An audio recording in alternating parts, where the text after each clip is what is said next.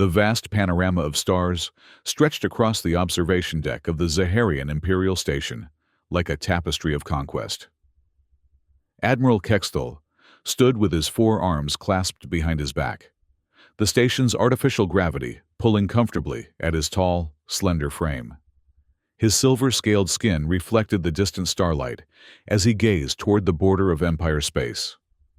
20 years of peace, not the peaceful cooperation of equals, but the peace that comes when one's military might is so overwhelming that no challenge ever materializes. Another quiet shift. Admiral? Commander Veltar approached from behind, his steps measured and precise on the polished obsidian floor. As it should be, Kextel replied without turning. The Empire's borders have been secure since the Crystalline Confederacy's failed incursion in the Drenali sector. We've added 17 star systems since. The Emperor sends his compliments on your latest tactical simulation. The theoretical defense grid for the Outer Reach impressed the War College. Kextel finally turned, his vertical pupils narrowing slightly in the changed light. Theory is for academics. Commander, our supremacy exists in the practical realm. Our fleet is unmatched, our technological edge unchallenged. Across the void, in a section of space that appeared empty on Zaharian charts, Captain Jake Morrison floated in the cockpit of the Pathfinder, humanity's experimental deep space vessel. The ship, if it could be called that, was little more than a sphere of translucent materials surrounding a central control pod. No visible engines, no weapon ports, no conventional navigational systems. Pathfinder to Terran Command. Jake spoke casually into his communication system. Drive test 13 looking good. The math checks out.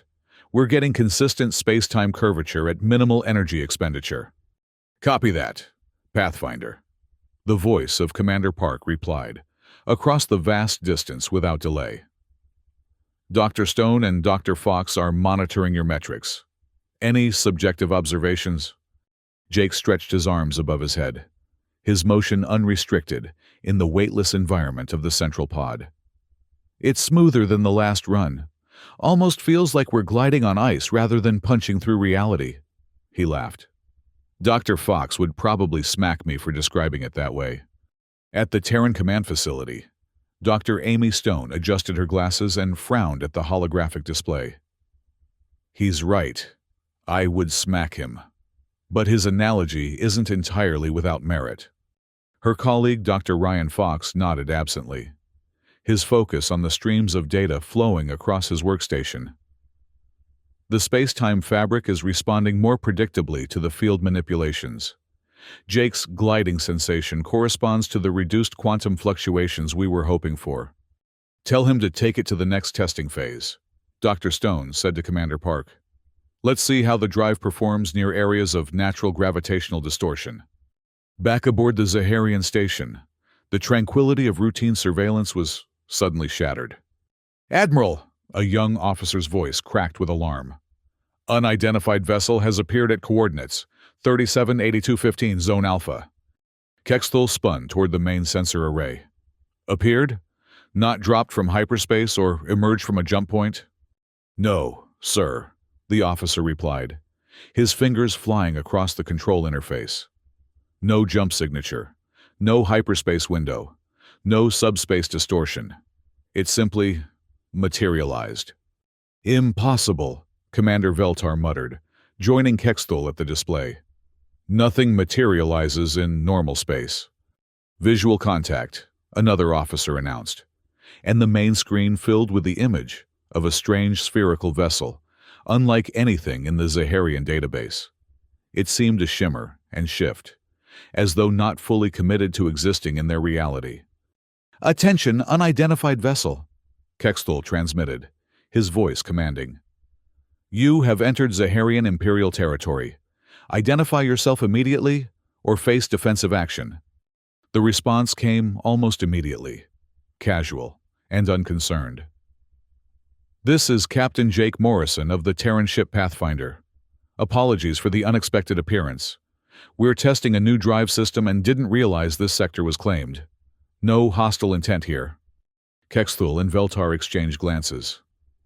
Terran, Veltar whispered. No record of any civilization by that designation. Launch interceptors, Kexthul ordered. Standard first contact protocol. Full scan and defensive posture. 3 Zaharian fighter craft detached from the station, their sleek, predatory forms accelerating toward the strange vessel. They moved with practiced precision, forming a triangle around the Pathfinder at a cautious distance. Aboard his ship, Jake observed the approaching fighters with mild interest. Pathfinder to Terran Command. We've got company. 3 vessels of unknown configuration moving to surround us. Design suggests military purpose, but weapons don't appear to be active, initiating standard protocols. The Pathfinder's external sensors activated, sending invisible waves of energy toward the Zaharian craft. The fighter's systems immediately registered the scan, but unlike any scan they had encountered before, this one seemed to pass effortlessly through their shields, cataloging every aspect of their technology in seconds. Admiral! The lead interceptor pilot's voice was strained. They've scanned through our shields. Complete penetration of all systems. Commander Veltar's scales paled. That's not possible. Our quantum-shifted defensive screens cannot be penetrated by conventional scanning technology. Jake's voice came through the communication array again, still casual. Interesting design you've got there. Sorry about the intrusive scan. Standard procedure when we encounter new species. We're cataloging your technology now. Again, no hostile intent. We'll be on our way shortly. True to his word, the Pathfinder began to move, but not as any Zaharian vessel moved. There was no thrust, no visible propulsion. The sphere simply ceased to exist in one location and began existing in another, then another, tracing a path away from the station that looked like a series of overlapping images, rather than continuous motion. What in the Emperor's name? Kexthul breathed, watching the impossible movement on the display. They're not using any known form of propulsion, Veltar said, his voice hushed. It's as if they're stepping through space itself. Pathfinder to Terran Command, Jake reported, as the Zaharian station receded behind him.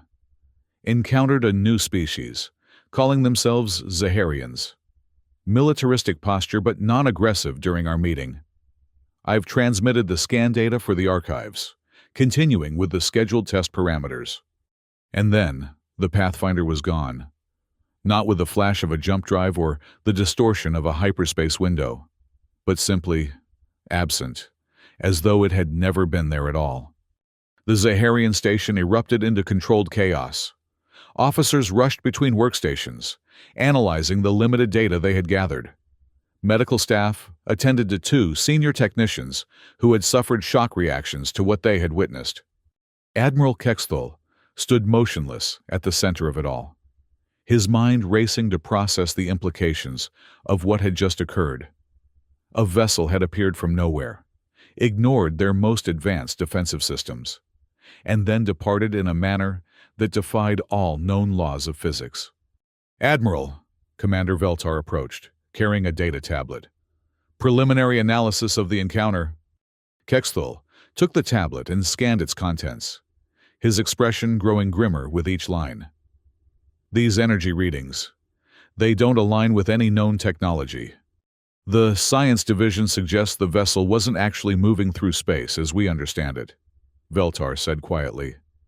Their theory is that it was redefining its position in the space-time continuum. That's not possible, Kexthul replied automatically, but the words rang hollow, even to his own ears. He had just witnessed the impossible with his own eyes. There's more, Veltar continued. During the scan, they didn't just analyze our fighters. They cataloged the entire station, down to the quantum level. They know everything about us now. Our technology, our capabilities, our limitations. Kexthul's grip tightened on the tablet. And what do we know of them? Almost nothing, Veltar admitted. The name Terran doesn't appear in any of our databases. The vessel's composition doesn't match any known material. The energy signature is... He hesitated, searching for words. It's as though they're using the underlying fabric of reality as a tool. I want every piece of data from this encounter analyzed, Kexthal ordered, and I want it kept confidential for now. No reports to the Central Command until we understand what we're dealing with.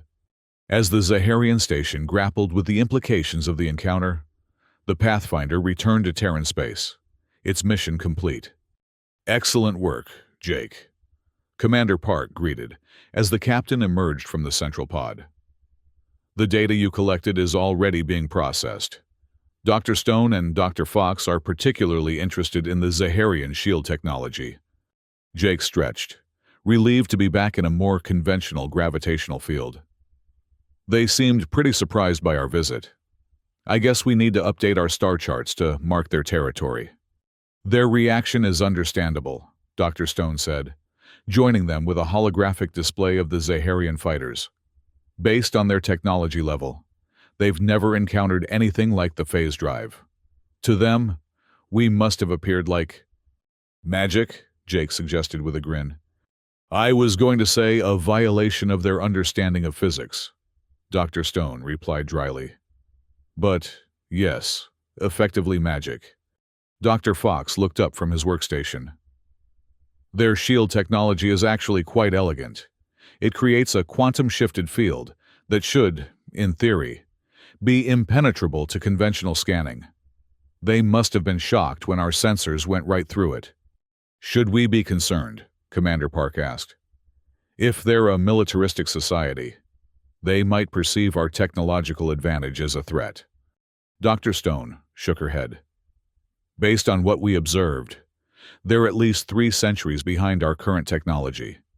They're no more a threat to us than a medieval army would be to a 21st century military force. Still, Jake said, his expression growing more serious. They seemed organized, disciplined. We should keep an eye on them. Back at the Zaharian station, days had passed, and the initial shock had given way to intense activity. Emperor Zarhul himself had arrived, his massive personal battleship dwarfing the station as it docked. Kexthal knelt before his emperor in the grand reception chamber, all 4 arms extended in the traditional salute of absolute loyalty. Rise, Admiral, Emperor Zarhul commanded, his voice resonating with authority, enhanced by generations of selective breeding. Tell me of this Terran vessel. Kexthal stood, meeting the Emperor's golden eyes. Majesty, we witnessed technology that defies our understanding of physics. The vessel appeared without using known space-folding techniques, scanned through our most advanced shields as though they weren't there, and departed by stepping through space itself. Emperor Zarhul's expression remained impassive, but his tail, usually held in perfect stillness as royal protocol demanded, twitched slightly. Show me! The chamber darkened, and a holographic recreation of the encounter played out before them. The Emperor watched in silence, his ancient eyes narrowing at the sight of the Pathfinder's impossible movement. When the recording ended, Emperor Zarhul spoke quietly. In 10,000 years of Imperial history, we have conquered every foe, absorbed every technology, dominated every species we have encountered. He turned to Kexthal. But this is different. Yes, Majesty, Kexthal agreed. Commander Veltar has been coordinating with our scientists.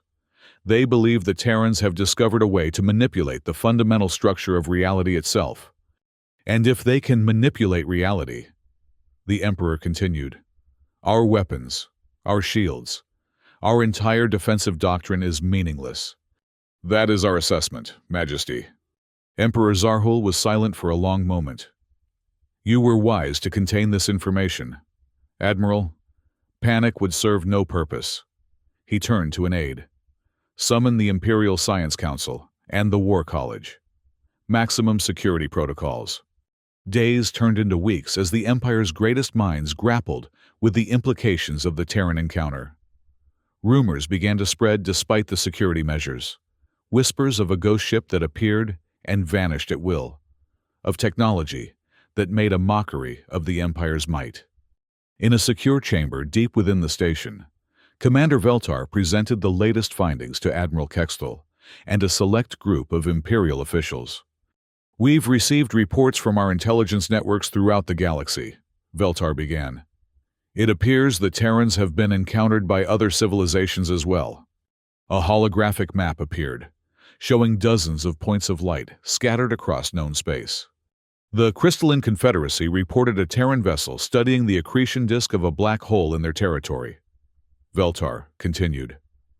"According to their account, the ship was flying through the disk itself, completely unaffected by the gravitational forces." "Impossible," one of the officials muttered. "The Hive Collective claims to have established communication with Terrans at their outer research station," Veltar went on. "Apparently, the Terrans traded them a tool capable of restructuring matter at the molecular level, in exchange for samples of their native fruit." Admiral Kextel leaned forward. "Fruit?" "Yes, Admiral." The Hive representative described the Terrans as casually generous with technology beyond our comprehension, yet fascinated by biological diversity. "And there's more," Veltar added, his voice tense. "Our deep space listening posts have detected Terran communications. They speak of stellar engineering projects and gravity sculpting, as though they were routine endeavors." The chamber fell silent as the implications sank in. A civilization that could reshape stars, that could ignore the fundamental laws of physics as the Zaharians understood them. "We need to know more," Kextel said finally. "Not just about their technology, but about them, their society, their motivations, their limitations, if they have any." "There is one more thing, Admiral," Veltar said hesitantly. "Our analysts have been running simulations based on the data we gathered from the encounter." A new hologram appeared, a tactical display showing a single Terran vessel, similar to the Pathfinder, facing a fleet of 10,000 Zaharian warships. "This simulation assumes the Terrans have hostile intent, and we deploy our entire Imperial fleet against a single vessel using the technology we observed," Veltar explained. The simulation began. The Zaharian fleet moved into attack formation, weapons powering up. The Terran vessel remained stationary. And then, the entire Zaharian fleet simply ceased to exist. No explosions, no debris, no dramatic battle. In the simulation, the ships were there one moment and gone the next. "Time to complete fleet annihilation, 2.3 seconds, Veltar said quietly. No one spoke. The implications were too horrifying to articulate. "Run it again," Emperor Zarhul commanded from the doorway, having entered silently during the presentation. "With defensive adaptations." Veltar hesitated, then nodded. "We programmed the simulation with every theoretical defense our scientists could conceive. Majesty." The simulation reset. This time, the Zaharian fleet deployed experimental shield configurations, scatter formations, and temporal displacement tactics that existed only as theories in the War College. The result was identical. Total fleet annihilation in 2.3 seconds. Emperor Zarhul's face was a mask of imperial control, but his eyes betrayed his shock. "If they wished us harm, we would already be gone, Majesty," Kextel finished quietly. The Emperor straightened, his 7-foot frame imposing even among the tall Zaharians. "Then, we must ensure they never wish us harm. Admiral Kextel, you will lead a new division, the Terran Understanding Initiative. Every resource you require is yours." "Majesty," one of the War College representatives stepped forward. "With respect, we cannot simply abandon our military posture. If this is some kind of deception—" "Deception," Emperor Zarhul cut him off. "You saw the simulation. If the Terrans wanted to destroy us, they could do so without effort. No, our survival now depends not on our weapons, but on our wisdom." The Emperor turned back to Kextel. "Admiral, your mission is now the most crucial in the Empire. Understand these Terrans. Learn from them if possible. Ensure our survival, not through strength of arms, but through strength of intellect. Kexthel bowed deeply. I will not fail, Majesty. As the Zaharian Empire grappled with its new reality, humanity continued its scientific explorations, unaware of the paradigm shift they had inadvertently triggered. At Terran Command, Jake Morrison sat in a conference room with Dr. Stone, Dr. Fox, and several other scientists and military personnel. The phase drive tests were completely successful, Jake reported. We encountered a few species during the trials, all peaceful interactions, though some seemed pretty surprised by our technology. That's understandable, Dr. Stone said. Most civilizations follow a predictable technological progression. They don't make the kind of paradigm leap that the phase drive represents. Speaking of which, Dr. Fox interjected, bringing up a holographic display. I've been analyzing the data from the various encounters. There's something interesting about these Zaharians we met. The display showed detailed schematics of the Zaharian fighters in station. Their technology is remarkably advanced along conventional lines. Their quantum-shifted shields, in particular, show a deep understanding of subatomic principles. But they're still using reaction-based propulsion and traditional space folding for FTL travel. Commander Park noted. They never made the conceptual leap to phase technology. Exactly, Dr. Fox agreed. It's like they've reached the pinnacle of what's possible within their understanding of physics. But they're missing a fundamental insight that would take them to the next level. Jake leaned back in his chair. They seemed pretty military-focused. Might explain their technological direction, perfecting weapons and defenses, rather than exploring new theoretical frameworks. That's consistent with what we've observed in other species with imperial structures, Dr. Stone said. Conquest-oriented civilizations often plateau technologically because they focus on refining existing technologies for military advantage rather than pursuing pure research. Should we be concerned? Commander Park asked. If they perceive us as a threat. Jake shook his head. Based on their reaction, I think they're more shocked than threatened. Besides, what could they possibly do against the phase drive? It would be like a Stone Age tribe declaring war on a modern nation. Still, Dr. Stone cautioned, we should be mindful in future encounters. Cultural shock can lead to unpredictable responses. Agreed, Commander Park said. For now, we'll continue our exploration program as planned. But let's maintain awareness of their territories. No need to accidentally provoke them further. What the humans didn't realize was that their casual encounter had already provoked not aggression, but a profound existential crisis throughout the Zaharian Empire, a crisis that was rapidly spreading to other major powers in the galaxy. In the Imperial Palace on Zaharia Prime, Emperor Zarhul addressed the full Imperial Council for the first time since the Terran encounter. The ancient chamber, with its vaulted ceilings and walls of polished black stone, inscribed with the conquests of 100 generations, had never felt so solemn.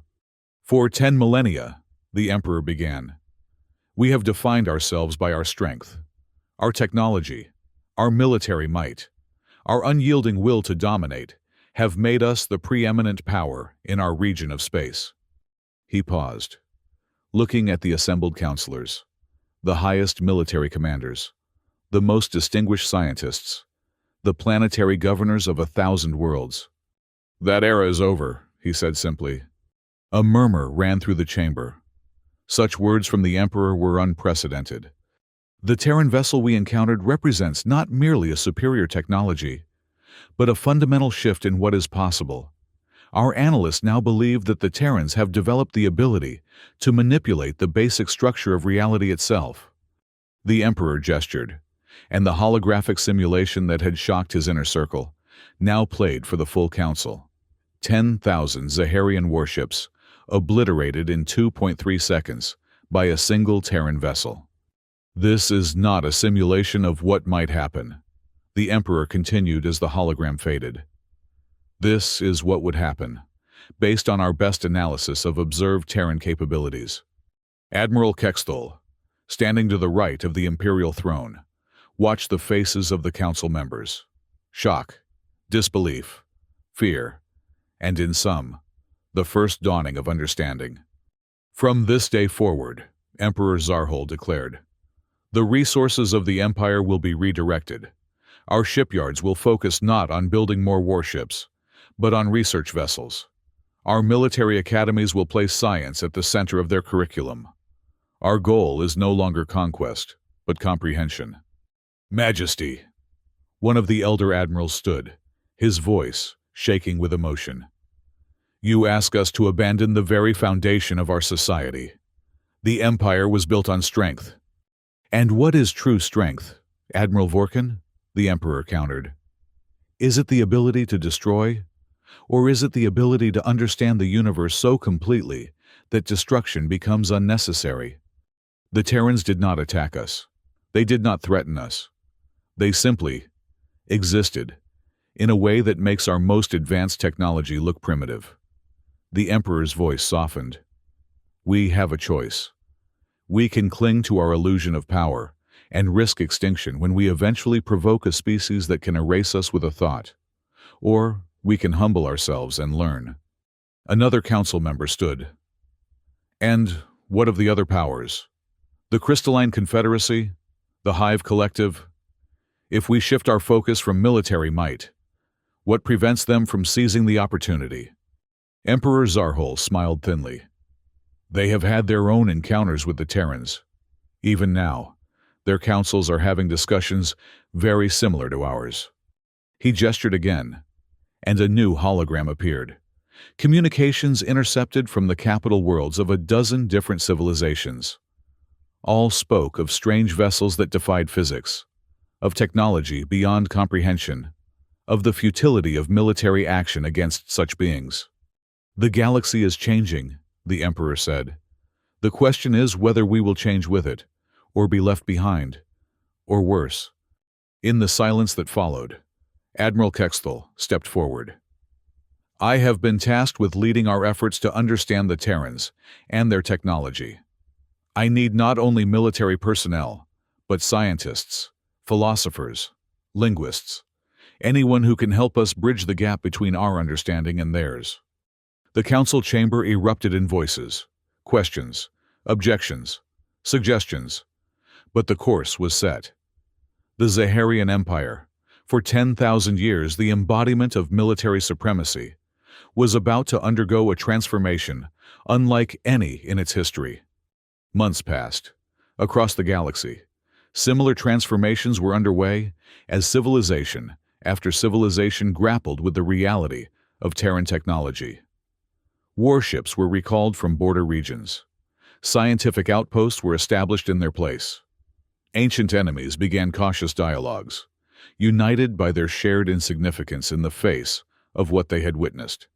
On Earth, humanity remained largely unaware of the cosmic humility they had inspired. The phase drive program continued, with more ships joining the Pathfinder in exploring the galaxy. Jake Morrison had been promoted to fleet captain, overseeing the training of new crews for the expanding program. The latest batch of pilots is showing real promise, Jake told Commander Park as they walked through the cavernous hangar where new phase ships were under construction. They're adapting to the conceptual framework of phase navigation faster than my group did. That's because they have you as an instructor, Park replied. You pioneered the mental techniques for visualizing five-dimensional space. To them, you're a legend. Jake laughed. Hardly. I just happened to be the test pilot when Dr. Fox and Dr. Stone made their breakthrough. They paused before the newest vessel, larger than the Pathfinder and designed for extended exploration missions. Its translucent sphere seemed to shimmer with potential, ready to step through the fabric of reality. Speaking of breakthroughs, Park said, have you seen Dr. Stone's latest paper on stellar engineering? She's proposing we could use the phase drive principles to stabilize dying stars, turning supernovae into stable, long-burning suns. Jake shook his head in wonder. The implications for preserving habitable worlds are enormous. That's humanity for you, Park said with a smile. Always looking for ways to build rather than destroy.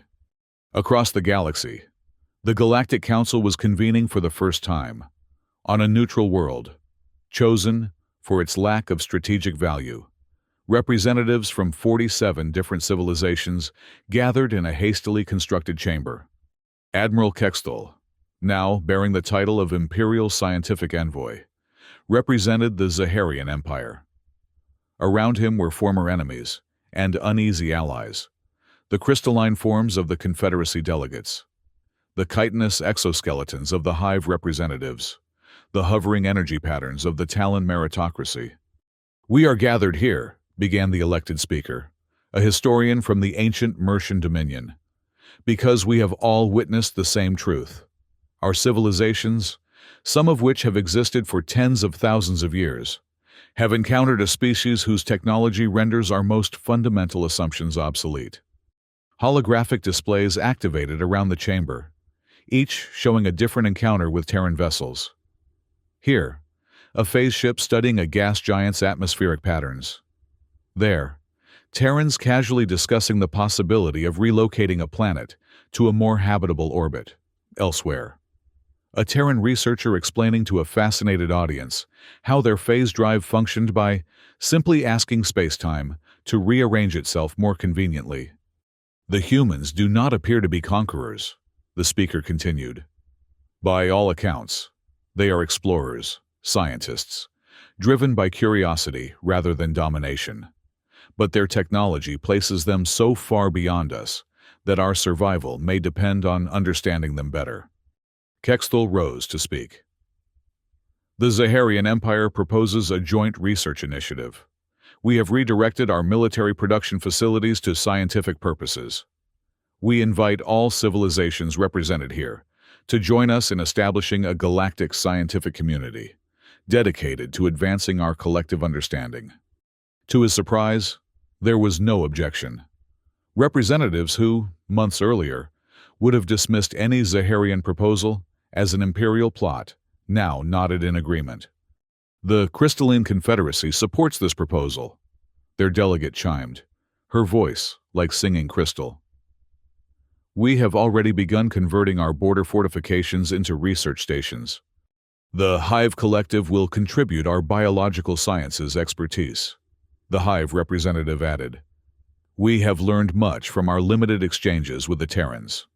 One by one, the representatives voiced their support, ancient enemies finding common ground in their shared humility before the technological gap they faced.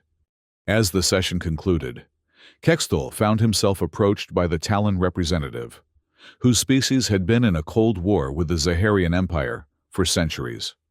"A remarkable turn of events, Admiral," the Talon said, its energy form flickering with what Kextel recognized as their equivalent of amusement.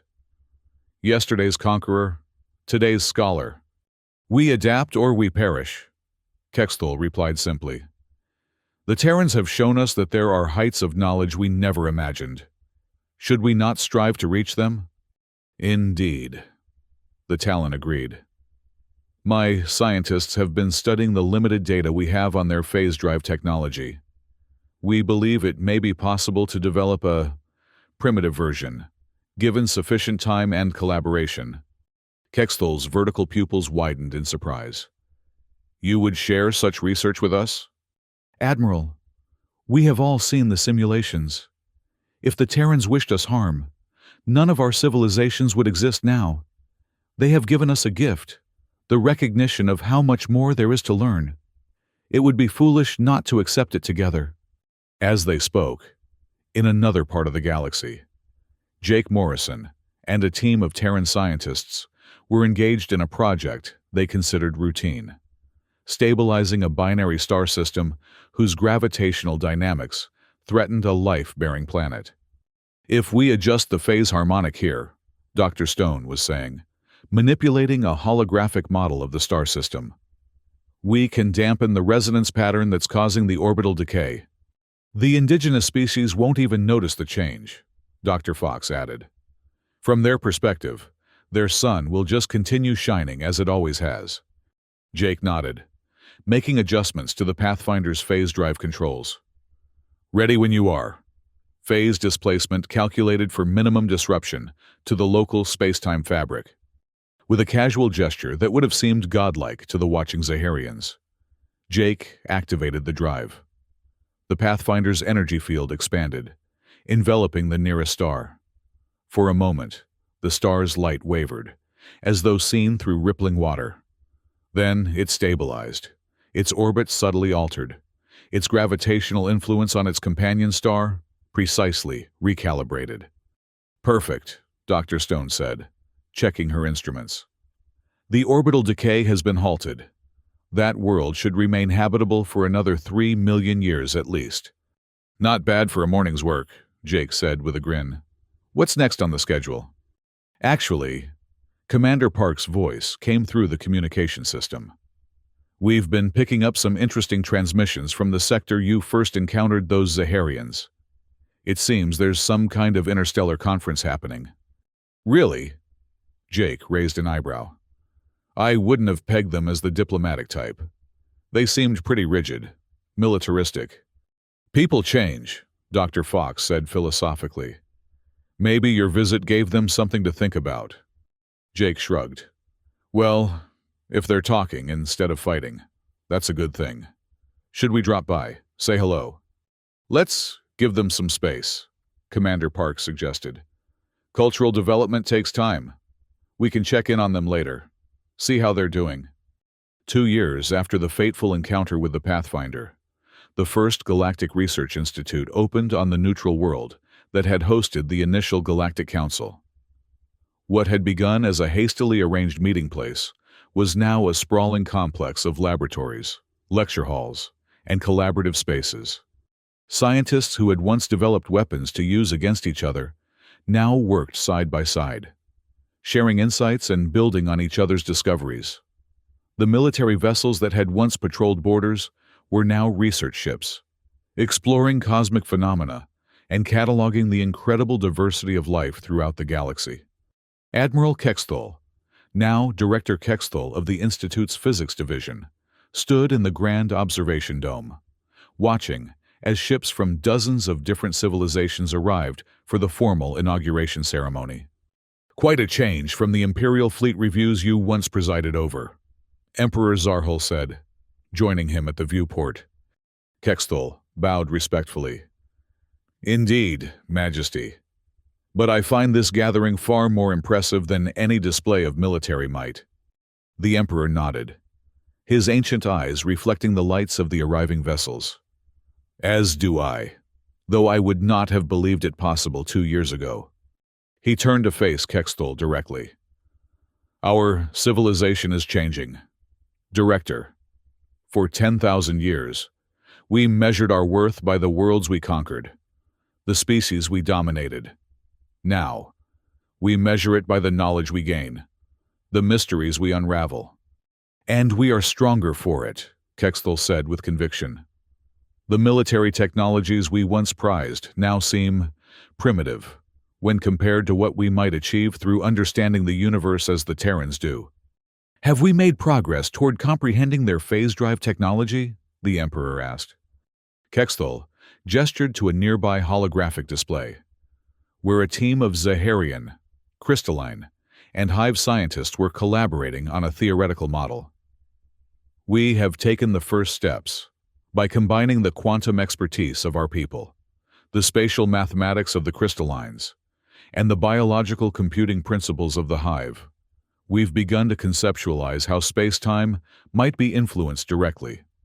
And how long until we can build our own phase drive? Kexthal smiled. Perhaps a century, perhaps a millennium. But that is no longer the point, is it? The journey of discovery has become its own reward. Emperor Zarhul's expression softened, showing a vulnerability that would have been unthinkable in the ruler of the Zaharian Empire before the Terran encounter. I have lived for 3 centuries, Director. I have conquered worlds, subjugated species, expanded our empire beyond the dreams of my ancestors. Yet, in all that time, I never felt the wonder that I feel now, watching our people reach for understanding rather than dominion. The Emperor turned back to the viewport, where the assembled ships were arranging themselves in a symbolic pattern, not a military formation, but a representation of the galactic spiral, each civilization taking its place in the greater whole. The Terrans gave us a gift, Emperor Zarhul said quietly. Not through their technology, but through the humility they inspired. They showed us how small we are, and in doing so, revealed how much greater we might become. On the other side of the galaxy, aboard the Pathfinder, Jake Morrison was reviewing the latest data from their ongoing explorations. "Hey, check this out," he called to Dr. Stone and Dr. Fox, who were working nearby. "Remember those Zaharians we encountered a couple years back? Looks like they've undergone some kind of societal transformation." He displayed a series of long-range observations showing Zaharian vessels engaged, not in military patrols, but in scientific surveys. Other images revealed massive construction projects that appeared to be research facilities rather than weapons platforms. "Interesting," Dr. Stone said, studying the images. "They've redirected their industrial capacity from military to scientific purposes." "Not just them," Dr. Fox added, expanding the display to show similar transformations among the Crystalline Confederacy, the Hive Collective, and other major powers. "It looks like the entire region has shifted focus. And they're cooperating," Jake noted with surprise. "Look at these joint missions. Species that our records indicate were historical enemies, working together on scientific projects. This is fascinating from a sociological perspective," Dr. Stone said. "What could have triggered such a profound cultural shift across multiple civilizations simultaneously?" Jake scratched his chin thoughtfully. "You know, this started right after our first contact with the Zaharians. You don't think that our appearance with technology they couldn't comprehend caused them to reevaluate their priorities?" Dr. Fox finished. "It's possible. Our phase drive would have seemed like magic to them, or like a profound reminder of how much they had yet to learn," Dr. Stone suggested. "Sometimes, the recognition of one's limitations can be the first step toward transcending them." Commander Park joined them, having overheard the conversation. "If that's true, then, without even trying, we may have done more to promote peace in that region than any diplomatic mission could have achieved." Jake leaned back in his chair, a thoughtful expression on his face. "All from a routine test flight. Funny how the universe works sometimes, isn't it?" In the Grand Hall of the Imperial Academy on Zaharia Prime, Emperor Zarhul stood before a new class of young Zaharians. Once, this hall had been used to train the Empire's most elite warriors. Now, it housed the brightest scientific minds of the next generation. "You are the future of our civilization," the Emperor told them, his voice carrying to every corner of the vast chamber. "Not as conquerors, but as explorers of knowledge. The universe has shown us how vast it is, how filled with wonders beyond our comprehension. Your task is not to dominate it, but to understand it." He gestured to the wall behind him, where the ancient battle standards of the Empire had once hung. Now, there was a simple holographic display showing the galaxy in all its spinning majesty. "We are but one species among countless others, on one world among billions. Yet through understanding, through cooperation, through the humble recognition of how much we have yet to learn, we may touch greatness beyond anything our ancestors imagined." The young Zaharians, who would have been military officers in the old empire, listened with rapt attention, their eyes bright with the promise of discovery rather than conquest. "Go forth," Emperor Zarhul concluded, "not to claim new territories for the empire, but to claim new knowledge for all sentient beings, not to prove our superiority, but to prove our worth as students of the universe." As the Emperor left the hall, Admiral, now Director, Kextel fell into step beside him. "A most inspiring address, Majesty." Do you think they understood? The Emperor asked. Truly understood how different their path will be from ours? I believe they did, Kexthal replied. They have grown up in a changing empire. They do not carry the weight of 10,000 years of military tradition as we did. They walked in silence for a moment before the Emperor spoke again. Sometimes I wonder if the Terrans know what they did. How profoundly they changed us with their brief appearance. Perhaps someday we will be able to tell them, Kexthal said. When we have advanced enough to meet them as colleagues, rather than as primitives. The Emperor smiled. I would like to see that day, though I doubt I shall live so long. The journey has begun, Majesty. That is what matters. Across the void, the Terrans continued their explorations, their experimentations, their casual manipulation of cosmic forces. They built and preserved, studied and learned, reaching ever outward with their insatiable curiosity. And behind them, inspired by a glimpse of what was possible, a galaxy, once divided by military might, was slowly uniting in the pursuit of knowledge. Captain Jake Morrison, preparing for another test flight of an advanced phase drive variant, paused to look at a star chart showing the region where he had encountered the Zaharians. You know, he said to no one in particular, we should check in on them sometime. See how they're doing. The long-range observations suggest they're doing quite well. Commander Park replied. Better than we could have expected. Really? Jake nodded thoughtfully. Good to hear. Maybe in a few decades, they'll develop their own version of the phase drive. Be interesting to see what they do with it. I suspect, Dr. Stone said, joining them with a knowing smile, that when they do, they'll use it much as we have, to explore, to understand, to preserve. Sometimes the greatest gift we can give another civilization is not our technology, but a glimpse of what's possible. Jake grinned and turned back to his preparations. Well, speaking of what's possible, this new drive configuration should let us explore the space between galaxies. Dr. Fox thinks we might find some interesting phenomena in the void. And so humanity continued its journey outward, unaware of the legacy of cosmic humility they had left behind, a legacy that would, in time, transform a galaxy of warriors into a community of scholars, all reaching together toward the stars.